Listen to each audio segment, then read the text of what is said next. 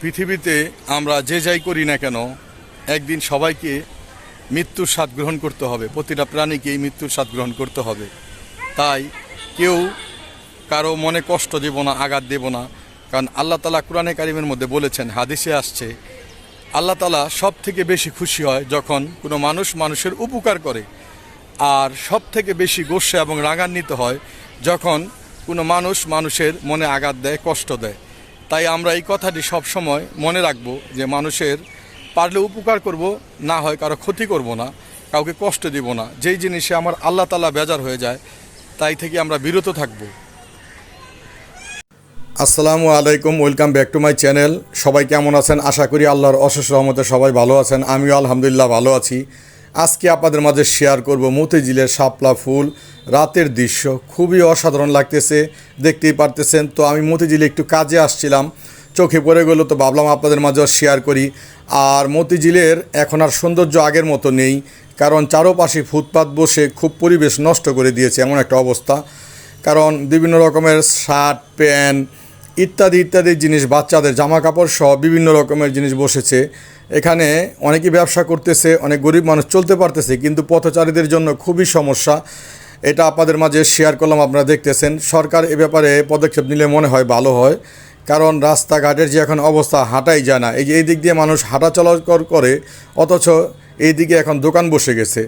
দেখেন, আসলে এই দিকগুলো আমাদের ফলো করা উচিত এবং আমাদের সবাইকে নিজে থেকে সচেতন হওয়া উচিত, নিজের থেকে। কারণ সরকার কী বা প্রশাসন কতই বা দেখবে, দেখা যায় একটু দাওয়া দিলে তারা সরে যায়, পরবর্তীতে আবার যেই সেই। তো আমরা নিজেরা সচেতন হই, সুন্দর ঢাকা গড়ে তুলি। আর মতিঝিল তো এমনিতে একটি ব্যস্তময় এলাকা, এখানে আসলে বাণিজ্যিক ব্যবসা বাণিজ্য সব কিছুই অর্থনৈতিক দিক দিয়ে এগিয়ে। তো এটি ঢাকার একটি প্রাণকেন্দ্র বলে চলে। তো আমরা যদি এই দিকটা ফলো না রাখি আসলে কি করে হবে?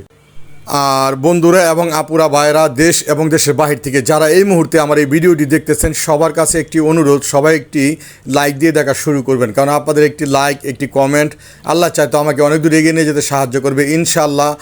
আর ইউটিউবে অনেক বন্ধুরাই আছেন, ভিডিও দেখেন 1 মিনিটও পুরোপুরি না, বলেন সুন্দর একটা কমেন্ট করে দিয়ে যান, অথচ ভিডিওটা পুরোপুরি দেখেন না। আসলে এগুলো কিন্তু এখন ধরা যায়, দেখা যায়, বোঝা যায়। কেউই কাজটা করবেন না।